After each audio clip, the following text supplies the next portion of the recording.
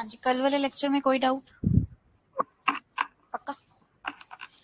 तो हमने कल क्या डिस्कस किया कि सीआरपीसी क्यों बनाई गई है, राइट? पर्पस क्या है? आईपीसी हमें सिर्फ इतना बताती है कि कौन सा ऑफेंस होगा और उसको करने के लिए क्या मेंस रिया, क्या एक्टस रियस चाहिए, राइट? और किस किस केसेस में आपके ऊपर कोई लाइबिलिटी नहीं होगी, किन केसेस में आपके ऊपर थोड़ी सी कम लाइबिलिटी होगी, करेक्ट? सीआरपीसी बोलता है कि वो जो पनिशमेंट्स बताई हैं उसको हमने एविडेंस कैसे कलेक्ट करने हैं, सारा कुछ की एनफोर्स कैसे करना है, सजा दिलवानी कैसे और किसको नहीं, और जिसको दिलवानी है उसके क्या क्या राइट्स होने वाले हैं। ये हमारा एडवर्सल सिस्टम फॉलो करते हैं हम, जिसमें वो बोलते हैं कि every person is presumed to be innocent unless proven guilty. तो जब एक इंसान को हम इनोसेंट मानकर ही चल रहे हैं तो उसको हम सारे राइट्स पॉसिबली जितने होते हैं सारे प्रोवाइड करते हैं, ठीक है? और कलेक्शन ऑफ एविडेंस कैसे करना है, डिसाइड कैसे करना है कौन इनोसेंट है कौन गिल्टी है, फिर उसके बाद रोल क्या है, हमारी हिस्टोरिकल एस्पेक्ट क्या है। We did come across certain facts कि सीआरपीसी काफी बार चेंज की गई है, राइट? फिर सेलिएंट फीचर्स क्या हैं इसके, all of this, principles. Base principle क्या है, ऑडियो अल्ट्रम पार्ट्रम फेयर ट्रायल का पार्ट होता है। अगर मैं आपको कहूं कि जी हमारे इसमें फेयर ट्रायल किया जाता है, बहुत बहुत सारे आपके प्रोविजन ऐसे हैं जो जस्टिफाई करते हैं। 207 208 क्या कहता है, जितने होंगे जी डॉक्यूमेंट सारे के सारे दे दो। 313 क्या कहता है, किसी भी स्टेज पे आफ्टर प्रोसिक्यूशन एविडेंस तो करना ही करना है हमने एग्जामिनेशन, बट किसी भी स्टेज पे अगर जज को लगता है कि he needs an explanation from the accused, वो पूछ सकता है, राइट? कोई भी एक भी जो प्रेजेंस ऑफ अक्यूज्ड के बिना कोई हियरिंग नहीं होती आपकी, इसकी सिर्फ 4 एक्सेप्शंस हैं, राइट? तो ये हमने थोड़ा ध्यान रखना है। आपके enactment enforcement dates, total chapters, ये बहुत इंपॉर्टेंट है। एंट्री नंबर 2 है ये कॉन्करेंट लिस्ट में। कॉन्करेंट लिस्ट क्या होती है, इसके ऊपर स्टेट और सेंटर दोनों लॉज बना सकते हैं, इसलिए इसके अंदर हमें स्टेट अमेंडमेंट्स भी दिखाई देती है, राइट? ओके, सो ये कुछ डिफरेंसेस हमने डिस्कस किए थे। क्या आपने वो चैप्टर्स पढ़े थोड़े अंदर से, एक आधा section? We can refer a few sections for students जिन्होंने नहीं पढ़ा। प्रोसीजर 1973, जिनको 1898 के प्रोसीजर के बारे में नहीं पता ना, और जितनी जजमेंट्स आपकी 1973 से पहले की हैं उसमें सेक्शंस दिए हुए हैं सीआरपीसी के, तो हम क्या करते हैं, हम करंट सीआरपीसी में ढूंढते रहते हैं उसके सेक्शंस कि ये तो 61 कुछ और ही बात कर रहा है, शायद जजमेंट में गलत लिख दिया है, बट वहां पे कौन से सीआरपीसी को रेफर किया गया, पुराने वाले। तो हमें 1898 को रेफर करना पड़ता है, 1972 से पहले की जजमेंट्स को। और अभी भी आप क्या देख रहे हो कि जो हमारे जजमेंट्स हैं अभी भी आ रही हैं, वो आईपीसी और सीआरपीसी के रिलेशन में ही आ रही है, वो आ ही नहीं रही बीएनएस और बीएनएसएस के हिसाब से। क्यों? इसके रिलेशन में कब आएंगी judgments, probably after 2-3 years. Supreme Court में पहुंचने में बहुत टाइम लगता है, ठीक? अब एज आई सेड, ये सबसे पहले क्या किया सीआरपीसी ने, अपना नाम बताया, कंस्ट्रक्शन ऑफ रेफरेंसेस में कुछ वर्ड यूज करूंगा आगे, उनका मतलब ये होने वाला है। और जो आईपीसी है या अदर लॉज, आईपीसी के तो सारे के सारे लॉज पे सीआरपीसी लगता है, सारे प्रोविजंस पे। अदर लॉज में अगर वो अपने प्रोसीजर को लेके साइलेंट है तो सीआरपीसी लगेगा, अदरवाइज उनका स्पेशल प्रोसीजर लगेगा। Just like your NDPS act, prevention of corruption act, your पहले जो आपके टाडा और पोटा एक्ट थे, यहाँ पे क्या बोलता है, presumed innocent unless proven guilty. कुछ एक्ट्स क्या बोलते थे, प्रिज्यूम्ड गिल्टी, हम तो मानकर चलेंगे कि तुमने गड़बड़ की है, अदरवाइज आपको साबित करना है। जैसे एनडीपीएस में जिसके भी पोजेशन में पकड़ी गई कोकेन, कौन माना जाता है गिल्टी, मानते ना हम? It takes years and years for you to prove that no, it was not mine. क्यों? NDPS is an other law, it's a special law which deals with the narcotics only. तो हम उसमें innocence की presumption नहीं लेके चलते हैं, तो इसलिए सीआरपीसी लगता नहीं है। फिर उन्होंने कुछ कहा कि देखो ये कुछ कोड्स हैं, वो कैसे कैसे एक्सरसाइज होंगे वो मैं बता दूंगा। मैंने आपको सेक्शन 9 बोला था इंपॉर्टेंट है, इसके 5 सब क्लॉजेज हैं, क्लॉज 5 सबसे ज्यादा इंपॉर्टेंट उसमें आता है। फिर सबऑर्डिनेशन ऑफ असिस्टेंट सेशन जज, एडिशनल की तो कहीं नहीं है, additional is subordinate to high courts. फिर उसके बाद 13 बोला था मैंने आपको, स्पेशल जुडिशियल मजिस्ट्रेट, किसकी रिक्वेस्ट पे इसको अपॉइंट किया जा सकता है, and it's your state government. कि मुझे देखो, या तो कोई ऑलरेडी मुझे अपॉइंटेड जज दे दो, या मुझे इस तरह के केसेस के लिए एक नया जज दे दो, ऐसा ही है। फिर उसके बाद आपके एग्जीक्यूटिव मजिस्ट्रेट्स, फिर उसके बाद आपके लास्ट के 3 पीपी के बारे में बात करते हैं। इसके एक्सपीरियंसेस देख लेना। नॉर्मल पीपी के लिए 7 इयर्स चाहिए, स्पेशल पीपी के लिए कितने चाहिए, 10 इयर्स। ठीक है। Power of courts, courts by which offences are triable, 27 very very important. Jurisdiction juveniles के केसेस में कोर्ट्स को जूरिसडिक्शन कौन सा सेक्शन देता है, that's your 27। Repeatedly has been asked in your judicial services as well. Then sentence आपका 31 भी बहुत इंपॉर्टेंट है, जो क्या बोलता है, इसके रिलेशन में रिसेंटली जजमेंट आई है कि अगर जज ने चाहे उसमें देनी है कंकरेंट में, चाहे दूसरा कौन सा होता है, या कंकरेंट चलती है या इन एडिशन टू चलेगी, या साथ साथ चलेगी, हाँ साथ साथ चलेगी। दूसरा वर्ड क्या है, नहीं सी से ही है, खोल के देख लो सेक्शन सेक्शन 31 खोलो please. I am literally it's roaming in my head, but I'm not able to recall what was the another word. Concurrent and oh God, what was the other word?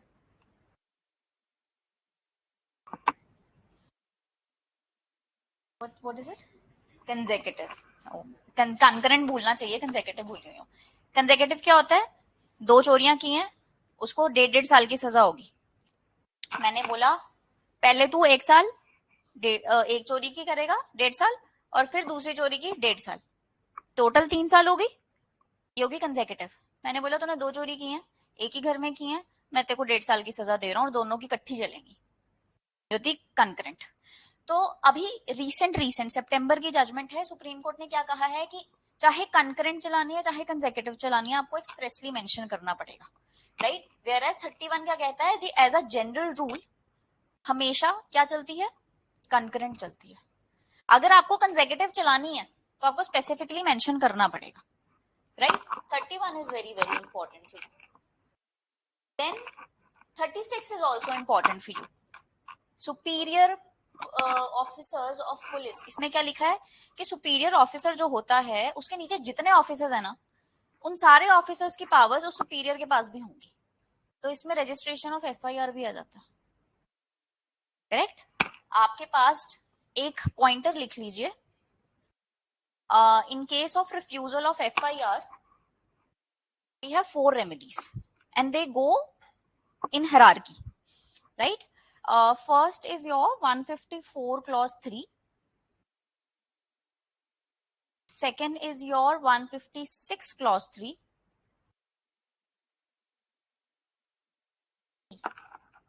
Third is your section 36. And fourth is your 482. 154 clause 3. 154 clause 3 क्या कहता है, आप return में sign करके SP के पास भेज दोगे कि मैं गया था लॉज करवाने, मेरी करी नहीं, एसपी ने कोई एक्शन नहीं लिया। फिर मैं क्या करूंगी, मैजिस्ट्रेट के पास जाऊंगी कि sir please direct them to lodge the FIR, कोई एक्शन नहीं हुआ। फिर मैं सुपीरियर ऑफिसर कमिश्नर वगैरह के पास जाऊंगी कि सब कर लिया सर, नहीं हुआ। तो या तो सुपीरियर ऑफिसर खुद से लॉज कर देगा एफआईआर या डायरेक्ट कर देगा। इन्होंने किसी ने कुछ नहीं किया, मैं हाई कोर्ट के पास जाऊंगी 482 में कि सर मेरी कोई एफआईआर ही लॉन्च नहीं कर रहा, क्योंकि मैं अपने पास ऑलरेडी एग्जिस्टिंग सारी रेमेडीज एग्जॉस्ट कर चुकी हूँ, मेरे पास कुछ नहीं बचा। ठीक है, ये थोड़ा सा ध्यान रख लेना, ये आपके पास रिफ्यूजल की रेमेडीज हैं एफआईआर के रिलेशन में। हाँ जी, अब न्यू वाले नहीं मुझे याद नहीं, एक तो चीज आती थी मेरे को सारी बदल दी उठा के। सीरियसली मतलब आईपीसी के ना there was a time that I रट्टोफाइड 511 के 511 सेक्शंस हम हुआ। मुझे आधी नींद में भी उठा के पूछो ना जी 379 382 क्या है, मुझे पता होता, इतना दुख लगा के कोई बात नहीं, चलो दोबारा कर लूंगी, इसमें क्या एनीवे। अब क्या है 37 38 39 public went to assist the magistrate और पुलिस। ड्यूटी बाउंड हो आप, आपके सामने कोई कॉग्निजेबल नॉन बेलेबल ऑफेंस हुआ है, आपको बताना पुलिस को, करेक्ट। तो गिव इन्फॉर्मेशन, ये सिर्फ रीड करने वाले हैं कि आपको पता होना चाहिए, क्वेश्चन आ जाए तो कहां से ढूंढना है। Now the most important is your arrest of the person. 41 से 60 तक रन करता है, फटाफट से सुनते रहो कि क्या है। पुलिस कब विदाउट वारंट अरेस्ट कर सकती है? 7-8 ग्राउंड्स हैं, ठीक है। क्वेश्चन ट्रिकी आ सकता है। अब एक चीज सिर्फ I will consume just 2 to 3 minutes on this.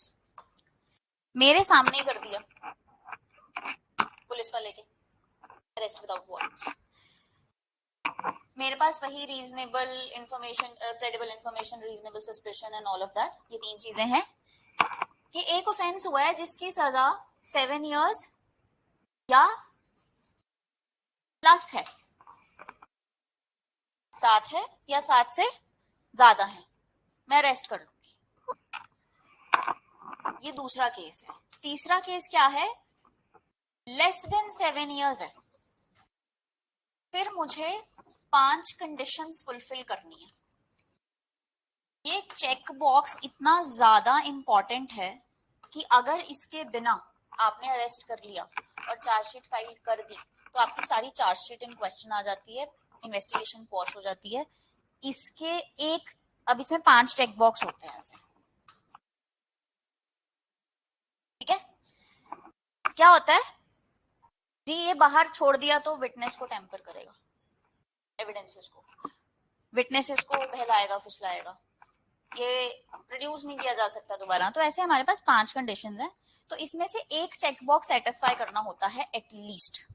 अगर एक ऑफेंस की सजा 7 साल से कम की है तो ये सेटिस्फाई करोगे तो अरेस्ट कर सकते हो विदाउट वारंट, 7 years या प्लस है तो अरेस्ट कर सकते हो विदाउट वारंट।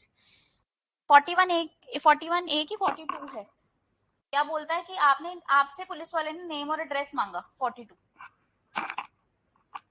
और उसको लग रहा है कि तुम झूठ बोल रहे हो, नहीं बता रहे हो, फिर विदाउट वारंट अरेस्ट कर लेगा। बट अगर उसको लगा आपने सच सच बता दिया फिर उसको छोड़ना पड़ेगा, ठीक। 41A, B, C, D, D K Basu की गाइडलाइंस को एज इट इज उठा के कॉपी पेस्ट किया गया है यहाँ पे कि पुलिस वाले ने अपेयरेंस अपना वो जो बैच होता है वो पहनना है, प्रोसीजर क्या होगा जी अरेस्ट का, कंट्रोल रूम होंगे हर डिस्ट्रिक्ट के अंदर, और अरेस्टेड पर्सन के पास right to meet the legal adviser of his choice है, और ये पुलिस की ड्यूटी है उसको बताना। प्राइवेट पर्सन कब अरेस्ट करेगा? 43, 44, 45 is notwithstanding anything contained in any above the sections 41 से 44। कहते इसमें जो लिखा है हमें कोई फर्क नहीं पड़ता, अगर तुमने एक आर्म्ड फोर्सेस के बंदे को अरेस्ट करना है किसी ऐसे ऑफेंस के लिए जो वो अपनी ड्यूटी पे कर रहा था, तो उसके लिए आपको क्या करना पड़ेगा, सैंक्शन लेनी पड़ेगी सेंट्रल गवर्नमेंट से, करेक्ट। 46 अरेस्ट हाउ मेड, इसके 46 के 3 के अंदर एनकाउंटर का प्रोविजन दे रखा है। Nothing in this section allows the police officer to cause the death of a person who has not committed the offense punishable with the death or life imprisonment। तो implication क्या आई, मैं एक ऐसे इंसान को पकड़ने की कोशिश कर रही हूँ जिसकी ऑफेंस की सजा कितनी है, डेथ या लाइफ इम्प्रिजनमेंट है, और वो भागने की कोशिश कर रहा है, he is trying to evade, और उसको पकड़ने के लिए अगर मैंने उसकी जान ले ली तो 46 क्लॉज 3 मेरे को सेव करता। राइट। चोरी करते हुए भाग रहा है तो नहीं मैं मार सकती, तब मैं रिक्वायर्ड फोर्स यूज कर सकती हूँ। फिर not important. 49 unnecessary restaurant. 51 search. अब यहां तक ना, यहां तक 49 तक अरेस्ट होने तक की बात है। यहाँ पे अरेस्ट हो गया। अगर आपको मान लीजिए कभी मेंस में भी क्वेश्चन आता है कि अरेस्ट पे लिखें, हर एक बच्चा 41 से लेके 60 तक सीधा सीधा लिख के आ जाएगा। स्मार्ट बच्चा इसको दो स्टेजेस में डिवाइड करेगा, pre arrest and post arrest. Post arrest से आपकी सर्च शुरू होगी, search of the arrested person. जो भी मिलता है आप कोतवाली खाना माल खाना में उठा के डाल देते हो। बट अगर कोई वेपन मिल गया तो वो आपको 24 आवर्स के अंदर मजिस्ट्रेट के पास देना पड़ता है। 42 power to seize the offensive weapons. Examination of the medical practitioner at the request of the police officer. इसको मार्क करके लिखो, for the collection of the evidence. मैं चाहती हूं कि तुम्हारा मेडिकल किया जाए, रीजन बीइंग हो सकता है इस मेडिकल से मुझे कुछ मिल जाए, राइट। 53A इंपॉर्टेंट है। 54 ये कस्टोडियल वायलेंसेस के लिए है। ये भी एग्जामिनेशन है, ये भी एग्जामिनेशन है, तो इसमें हम कंफ्यूज हो जाते हैं। 53 is for the collection of evidence, 54 is custodial violences. Then 55A very important. मुझे केस का नाम नहीं याद, पर एक बंदे की वाइफ बोलती रहेगी कि इनको अस्थमा है, पंप तो ले जाओ, वो कहते बाढ़ में जाओ। वो अंदर गए, पहले दिन में ही मर गया। 55A health and safety of the person is the top most priority of the police officer. जिसको भी आपने अरेस्ट किया वो ठीक ठाक होना चाहिए, नहीं ठीक हुआ तो तुम्हारे पे। 56 24 घंटे के अंदर, 57 24 घंटे के अंदर बंदे को मजिस्ट्रेट के पास लेके जाना। 60 ये क्या कहता है, strictly according to the code. कोई अरेस्ट इस कोड के बिना, इसकी प्रोविजंस के बिना नहीं हो सकती, राइट। अब आ जाओ process to compel the appearance. क्या बोला था मैंने, पहले प्यार से बुलाते हैं समन्स, फिर थोड़ा डांट के बुलाते हैं वारंट्स, फिर और गुस्सा करके बुलाते हैं कि हम तो तुम्हारी प्रॉपर्टी अटैच कर दें, देखिए चलो तुझे। फॉर्म क्या होंगे समन्स के, कैसे सर्व किए जाएंगे। कॉर्पोरेट बॉडीज को 63 में सर्व होते हैं। 64 इंपॉर्टेंट है कि जब वो नहीं मिला तो चस्पानगी यहाँ पे होती है, based on a conspicuous place of the work, of the home, of the and the court as well.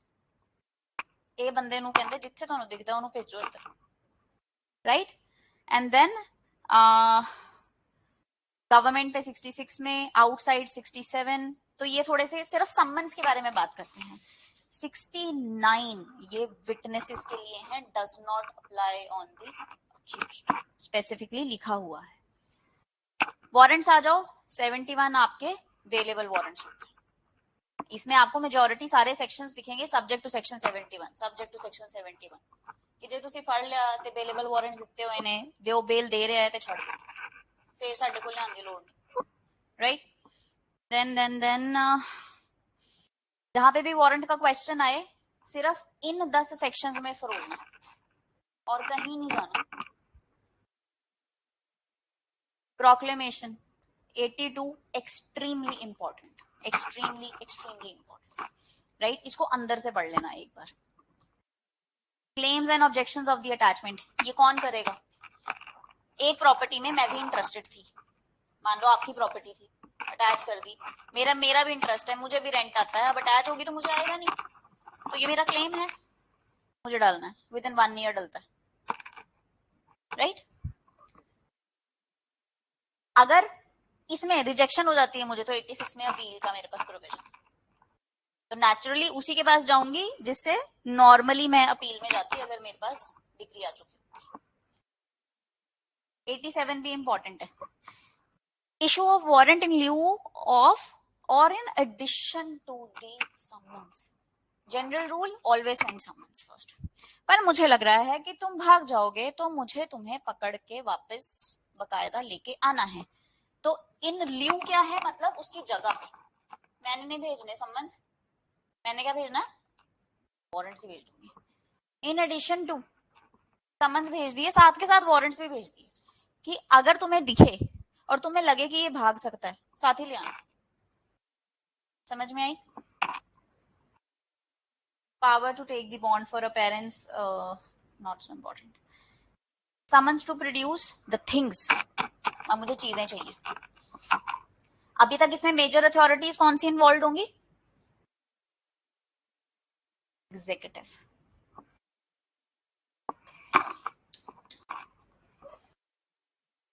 मैं दिखा देती हूं आपको, in case a question comes, so where exactly you have to look for your answer.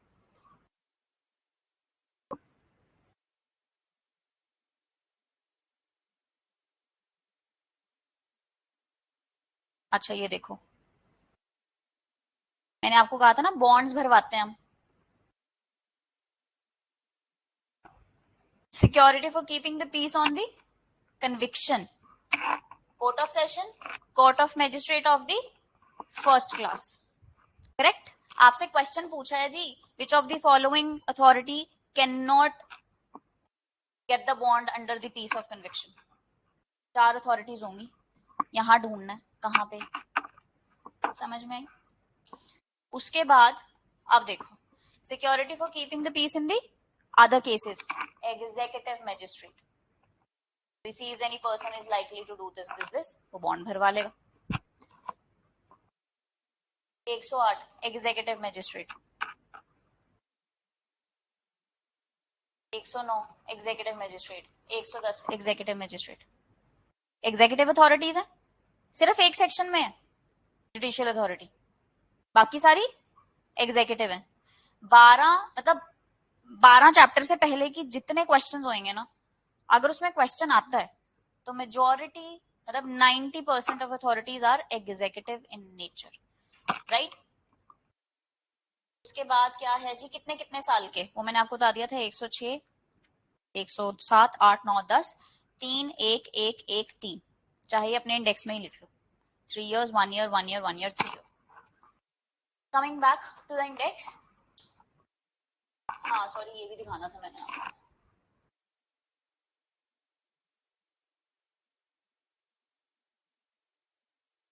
हम्म, 91 क्या? Summons to produce the document or the other thing. When a court or officer on the police station consider the production of a thing is necessary for the purpose of, stages भी पूछते हैं, investigation, inquiry या trial और the other proceedings, तो आप क्या कर सकते हो जी, सम्मन इशू कर सकते हो कि ये चीज प्रोड्यूस की जाए। But main authority is in 92. If a document, parcel or a thing in a custody of a postal or a telegraph authority, तो ये सम्मन भेजने की पावर किसी और के पास चली जाती है। किसके पास? डिस्ट्रिक्ट मैजिस्ट्रेट, सीजीएम या court of session and even high court, क्योंकि ये चीज इसके स्कोप से बाहर निकाली हुई है। बाहर है ना, nothing in this section shall be deemed to apply to a letter, post card, telegram or any other document in the custody of a police or a postal और अ टेलीग्राम अथॉरिटी, क्योंकि इनको सम्मन भेजने की अथॉरिटी इनके पास है, ये नहीं भेज सकते। और यही आपसे सवाल प्री में पूछ लेते हैं, कौन भेज सकता है। समझ में? तो ऐसे आपने अथॉरिटी ढूंढनी है, और ये नीचे वाली भी एक बार पढ़ लेना। कमिंग बैक,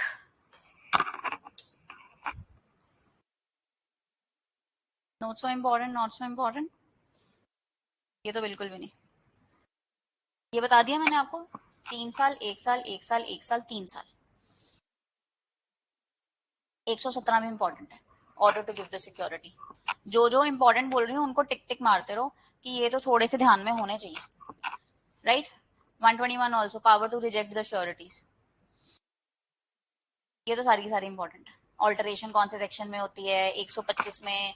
वाइफ कौन सी है जी? लिव इन वाली है कि नहीं है?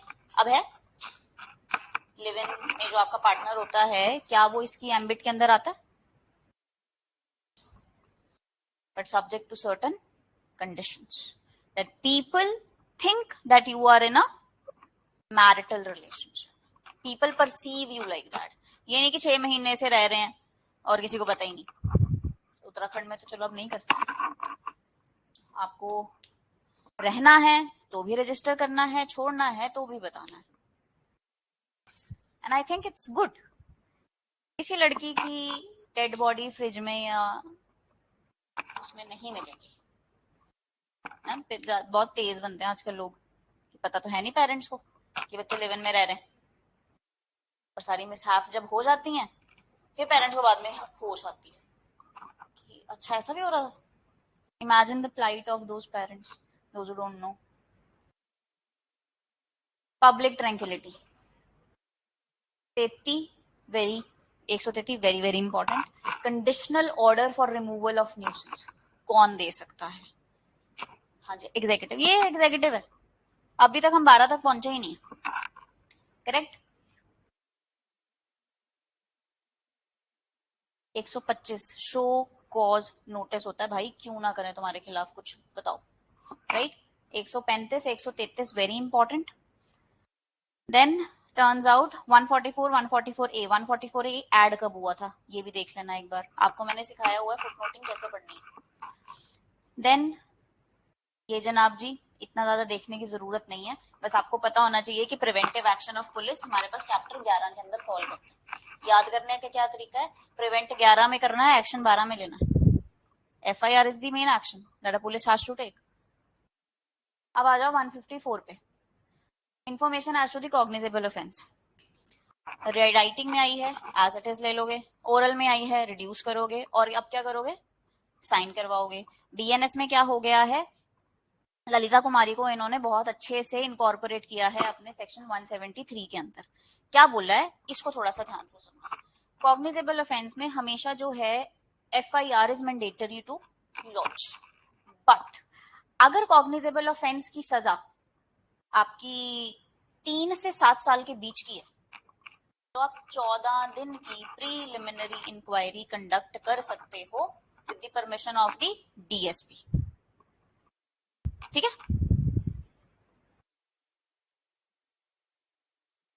हाँ 9 डे 14 है वो, फिर आप शायद किसी और की बात कर रहे होगे. इधर तो 14 देख लो. अब हो सकता है चलो मैं भी गलत हूँ, आप एक बार चेक कर लो.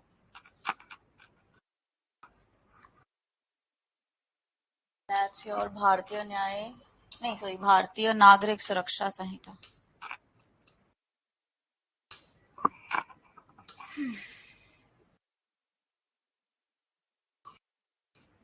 AI जवाब देने लग जाती है एक तो.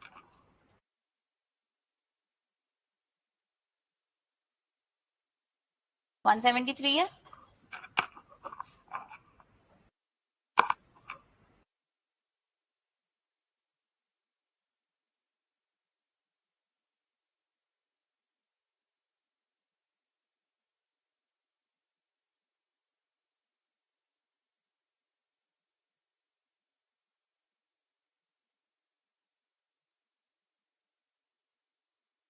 Yes, the period of 14 days. Right? Proceed to conduct the preliminary inquiry to ascertain कि प्राइमा फेसाई केस एग्जिस्ट करता है. कल मैं आपको प्राइमा फेसाई समझाया था कि ऑन फेस ऑफ इट मुझे चीजें कैसी दिखाई पड़ रही हैं. राइट. एक्चुअल रियलिटी बिल्कुल बिल्कुल डिफरेंट हो सकती है, बट हम किस पे जाते हैं? Prima facie. कोलकाता वाला केस सुसाइड बता रहे थे. वी ऑल नो रेप है ना. चलो 155 में नॉन कॉग्निजेबल की. Right. 56 police officers power to investigate a cognizable offence. इसका 3 बनता है कि जो 190 में कॉग्निजेंस ले सकता है मजिस्ट्रेट, वो डायरेक्ट भी कर सकता है कि इन्वेस्टिगेशन करो. Procedure not important. सबमिट. 158 में अक्रेंस रिपोर्ट जाती है. तो आप पूछ रहे थे कि हमने 24 घंटे में मजिस्ट्रेट को बताना है कि सर आपके इलाके के अंदर ये कॉग्निजेबल ऑफेंस हो गया और FIR लॉन्च कर दी गई. दैट्स वाई जब आप जज बनेंगे तो आपको इलाका अलॉट किया जाता है कि ये आपकी jurisdiction. Whenever you go to a district court, हर एक लॉयर के पास क्या होता है? जज का नाम, sector, this this this this सबके पास होता है. वो उनके इलाका हैं, उसमें जितने कॉग्निजेबल ऑफेंस होंगे वो उस जज के पास इंफॉर्मेशन जाती है अंडर 158. अब तो पता नहीं याद नया वाला कौन सा. हाँ जी 177 ओके 160 एक पुलिस ऑफिसर किसी को भी बुला सकता है कि आओ जरा आपसे पूछताछ करनी है, आप अक्वाइंटेड विद द फैक्ट हो, हमारे हिसाब से सस्पेक्ट हो, हमारे हिसाब से कुछ भी हो, हमें आप कोर्ट पुलिस स्टेशन के अंदर चाहिए। पर इसके अंदर मैं किसको नहीं बुला सकती? 15 से नीचे 65 से ऊपर किसी भी औरत को, किसी भी इंसान को जो फिजिकली मेंटली हैंडीकैप्ड है, और अगर बुला लिया तो आईपीसी के अंदर मैं लायबल हो जाऊंगी। प्रोबेबली 166 ए और बी में से एक में से, right. Examination of the witness, जो भी मुझे पूछना है मैं पूछ सकती हूँ, कोई फॉर्मेट नहीं है। 162 not to be signed, never ever.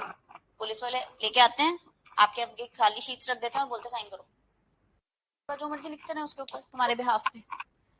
अगर साइंड है कोई भी स्टेटमेंट पुलिस को दी गई तो उसको with the perspective of suspicion देखा जाता है कोर्ट के द्वारा कि साइन क्यों करवाया तुमने, करेक्ट।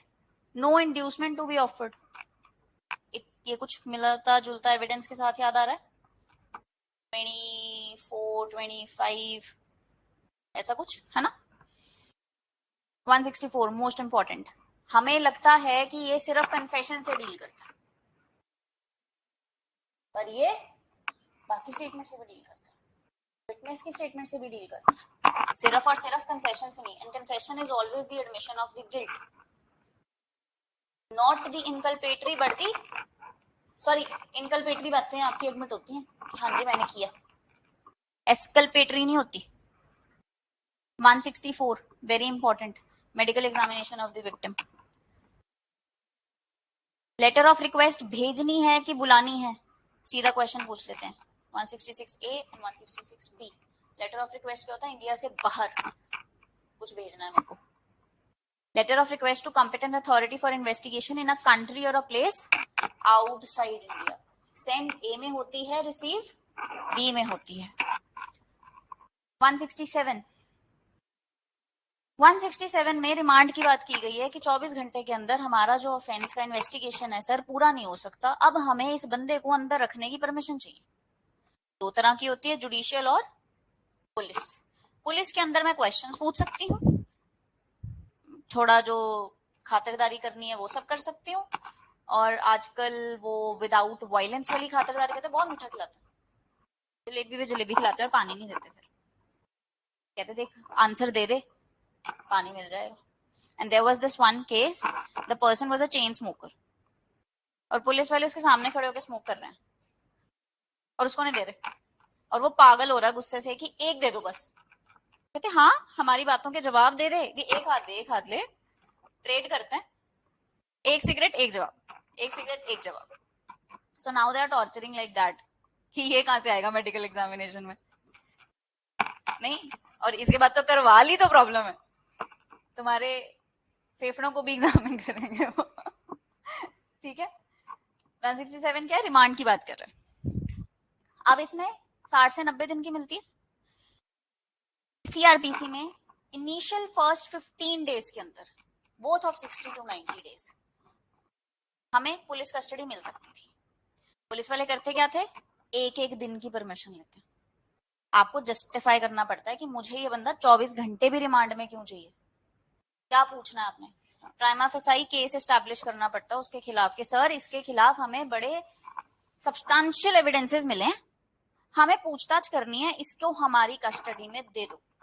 वो कहेंगे ठीक है चलो 2 दिन तुम्हारी कस्टडी में, फिर नहीं हुआ फिर छोड़ना पड़ेगा, फिर जुडिशियल में जाएगा, फिर दोबारा तुम्हें चाहिए। बट जो ये पुलिस कस्टडी थी ये हम सिर्फ 15 दिन में ले सकते थे इनिशियली। अब क्या बोला है कि ये 15 दिन आपके फर्स्ट 40 या फर्स्ट 60 डेज में कभी भी डिस्ट्रीब्यूटेड हो सकते हैं। You know why? पुलिस वालों ने व्हेन बहुत सारी इस पे जजमेंट्स आई थी कि this is unfair. What if मुझे 15 दिन में कुछ सब्सटेंशियल ना मिले बंदे के खिलाफ, देन व्हाट? क्या 15वें दिन के बाद मैं सवाल ही नहीं कर सकती? अब तो आप कह रहे हो कि हाथ भी नहीं लगाना, तो बीएनएसएस में क्या कर दिया, ये जो पहले 15 दिन की बाउंड्री थी ये अब 40 to 60 डेज तक एक्सटेंड कर दी है, पर दिन 15 रखे, चाहे इकट्ठे ले लो, एक एक दिन करके ले लो, दो दो दिन इकट्ठे ले लो, तुम्हारी मर्जी, याद रहेगा। और ये क्या है, 67 में रिमांड है। 167 के 3 में लिखा है कि एग्जीक्यूटिव मजिस्ट्रेट रिमांड दे सकता है for 7 days maximum, which will be eventually excluded from those 60 to 90 days. और ये तब होता है जब जुडिशियल मजिस्ट्रेट अवेलेबल ना हो किसी केस में। 172 क्या है, पुलिस रिपोर्ट, चार्जशीट, राइट। और इसके अंदर हमारे पास, डिटेल में नहीं जाते हैं, पर फर्दर इन्वेस्टिगेशन के प्रोविजंस हैं। फर्दर इन्वेस्टिगेशन क्या है, एक बार चार्जशीट दे दी, अब एक और इंसान आया, सर मैं तो आउटसाइड इंडिया था, मुझे तो पता ही नहीं था ये केस चल रहा है, पर मुझे इसके बारे में बड़ी सब्सटेंशियल नॉलेज है, मैं बताना चाहता हूँ। पुलिस वाला क्या ये कहेगा, होता हो गया काम, वो कहेगा आजा भाई बता, हम सप्लीमेंट्री चार्जशीट के लिए अप्लाई कर देंगे। I will tell the court that sir we have some additional evidences, और हम उसके बारे में भी आपको जल्दी रिपोर्ट कर देंगे। पर पहले 172 में मैजिस्ट्रेट नहीं बोल सकता था 2019 तक कि नहीं, मुझे तो ऑन रिकॉर्ड्स को देख के लग रहा है कि इसमें बड़ा कुछ और होना चाहिए। आप तो प्राइमा फेसाई केस ही स्टैब्लिश नहीं कर रहे हो, आप इसमें और करो इन्वेस्टिगेशन। जज नहीं बोल सकता था, सिर्फ पुलिस इंटीमेट कर सकती थी कि हम कर रहे हैं। पर हमारे पास फिर वेणु भाई, हरि भाई वाली, मालविया वाली आई जजमेंट, और उन्होंने कहा कि अब इसमें मैजिस्ट्रेट भी बोल सकता है। नो लॉ स्टॉप्स द जज कि अगर उसको लग रहा है कि अगर कुछ करना जरूरी है तो आप नहीं कर सकते, करेक्ट। बस इसमें ये वाले इंपॉर्टेंट थे। आप कहते, यहां तक हम डिस्कस कर चुके थे कि इनकी कहानियां क्या हैं। अब जो हमने केस चलाना है वो केस कौन सी कोर्ट में चलेगा, 13 को 31 के साथ पढ़ना, 31 1331, हाउ ये जुरिस्डिक्शन को ट्रांसफर कैसे करना है वो 31 बताता है। Transfer of the criminal cases hierarchy में चलता है, सुप्रीम कोर्ट कब ट्रांसफर करेगा, हाई कोर्ट कब ट्रांसफर करेगा, सेशंस कोर्ट कब ट्रांसफर करेगा, और किन किन केसेस में करेगा।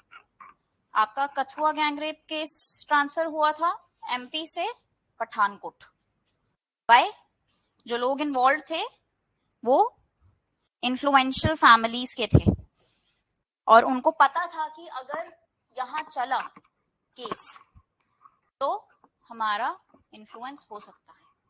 तो हम चाहते हैं कि ऐसी जगह चले जहां पे एक फ्री फेयर ट्रायल हो, किसी का इन्फ्लुएंस ना। पठानकोट ट्रांसफर कर दिया, राइट। और जिन्होंने किया था उनके ऊपर बाद में डिपार्टमेंटल प्रोसीडिंग्स भी चली थी। Anyway, out of the context thing. तो ये जुरिस्डिक्शन क्या बात कर रहा है, कौन से केस के पास, कौन से कोर्ट के पास किस चीज की जुरिस्डिक्शन है। देखो, वॉइड से हुआ है, कहते जहां जहां जहां शिप हुई है, जिस जिसकी जुरिस्डिक्शन है सबके पास। लेटर से हुआ है, जहां से भेजी गई जहां रिसीव हुई, दोनों के पास जुरिस्डिक्शन। ये इंपॉर्टेंट है, एक बार रीड मार लेना, थेफ्ट में, डकैती में, रॉबरी में किसके पास किस किसकी जुरिस्डिक्शन है।